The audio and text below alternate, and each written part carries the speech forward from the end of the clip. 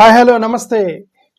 YS Jaganmohan Reddy గారి ప్రభుత్వంలో MBBS సీట్లని మనం ఎలాగా ఫిల్ చేశారంటే, జగన్మోహన్ రెడ్డి గారు జూలై 19, 2023 ఒక జియో నంబర్ 108 108 జియో నంబర్ 108 ఒక జియో ఇచ్చారు.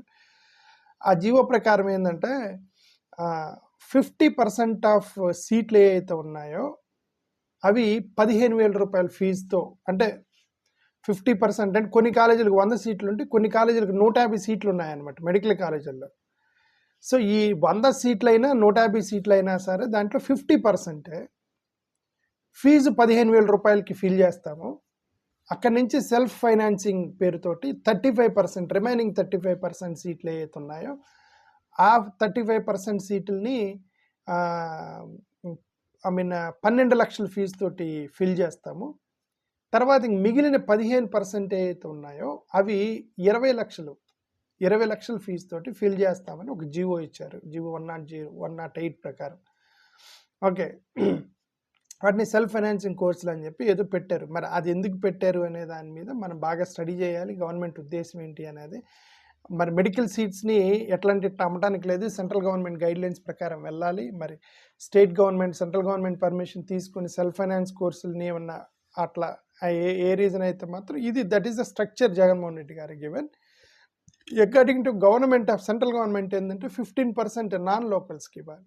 నాన్ లోకల్స్ అంటే నేషనల్ వైడ్ వాళ్ళకి ఇవ్వాలి అని ఒక రూల్ ఉంది. అంటే ఇప్పుడు 100 సీట్లు ఉంటే 100 సీట్లో 15 స్టేట్ వైడ్ దేశం మొత్తం నుంచి వచ్చిన వేరే స్టేట్లు వాళ్ళు వచ్చిన వాళ్ళకి ఇవ్వాలి 15 సీట్లు. మిగతా 85 లోకల్ వాళ్ళకి ఇవ్వాలి. ఈ 85లో 50% 15,000 రూపాయల ఫీజుతో ఇవ్వాలి.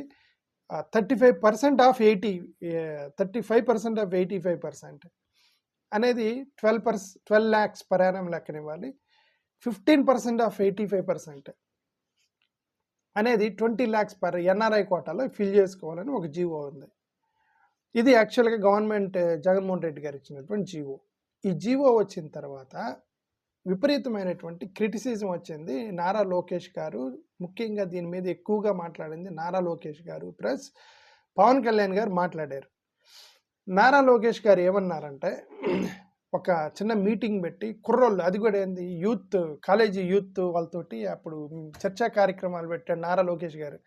ఆ చర్చా కార్యక్రమాల్లో కుర్రోళ్ళు యూత్కి చెబుతూ ఒక మాట అన్నారు, ఏంటంటే జగన్మోహన్ రెడ్డి గారి ప్రభుత్వం వచ్చిన తర్వాత ఎంబీబీఎస్ సీట్లు అమ్ముకుంటున్నాడు జగన్మోహన్ రెడ్డి అని అన్నాడు. మేము కనుక అధికారంలోకి వస్తే, టీడీపీ కనుక అధికారంలోకి వస్తే ఈ అమ్ముకునే సీట్లు మొత్తాన్ని పేద ప్రజలకే మేము మొత్తం ఇచ్చేస్తాము, పేద ప్రజలకే ఇస్తాము. ఆ 15,000 రూపాయలు ఫీజుతో ఇస్తామన్నాడా, ఫ్రీగా ఇస్తామన్నాడు అనేది క్లారిటీ లేదు. బట్ ఈ యొక్క సీట్లు అమ్ముకుంటున్నాడు, నేను ఫ్రీగా ఇచ్చేస్తాను అని నారా లోకేష్ అన్నారు. పవన్ కళ్యాణ్ గారు కూడా ఒక మాట అన్నారు.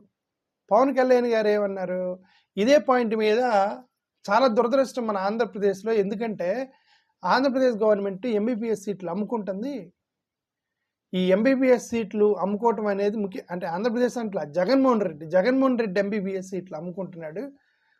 12 లక్షలు అని, 15 లక్షలు అని, 20 లక్షలు అని చెప్పి ఫీజులు పెట్టి అమ్ముకుంటున్నాడు. ఆ సీట్లన్నీ కూడా బీసీ, ఎస్సీ, ఎస్టీలకు సంబంధించిన సీట్లు. ఆ సీట్లు జగన్మోహన్ రెడ్డి అమ్ముతున్నాడు అని చెప్పాడు.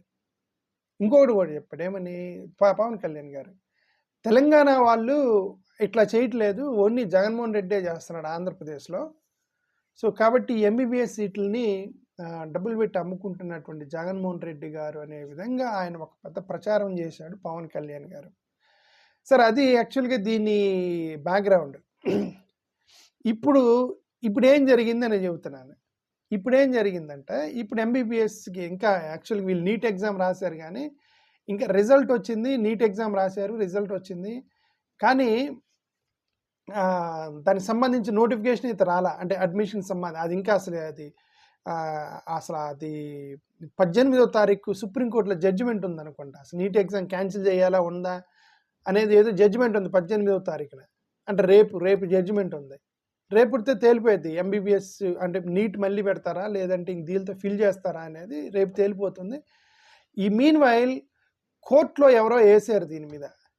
కోర్టులో ఎవరో వేస్తే స్టేట్ గవర్నమెంట్ని వీళ్ళకి ఒక కౌన్సిల్ ఆఫ్ గవర్నమెంట్ అంటే nothing but it's advocate of government హైకోర్టులో ఒక మాట చెప్పాడంట నిన్న.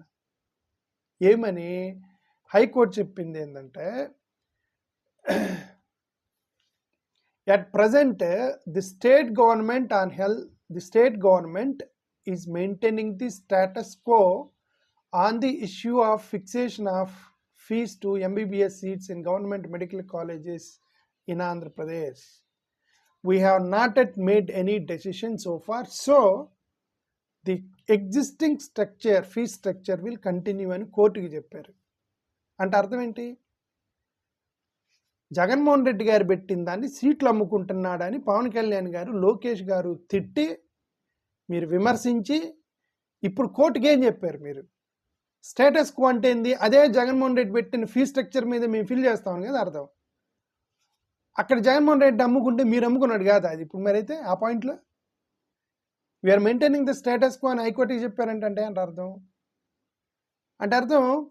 ఆ రోజు జగన్మోహన్ రెడ్డి సీట్లు అమ్ముకున్నాడు, ఎస్సీ ఎస్టీ బీసీలకు సంబంధించిన సీట్లు అమ్ముకున్నాడు, మేము కూడా అమ్ముకుంటున్నామని మీరు చెప్పినట్టే కోర్టుకి.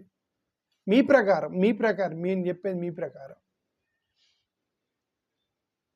మళ్ళీ ప్రెస్ మీట్ పెట్టి చెప్పండి, ఇదిగో మేము ఇట్లా జగన్మోహన్ రెడ్డి గారు ఆ రోజు చెప్పాము కదా సీట్లు అమ్ముకుంటున్నాడు, ఎంబీబీఎస్ సీట్లు అని, మేము కూడా అమ్ముకుంటున్నాము, దయచేసి మాకు కూడా మమ్మల్ని అర్థం చేసుకోండి అని ప్రజలకు క్లారిటీ ఇవ్వండి. మీరెందుకు అమ్ముకుంటున్నారో చెప్పండి, క్లారిటీకి ఇవ్వండి.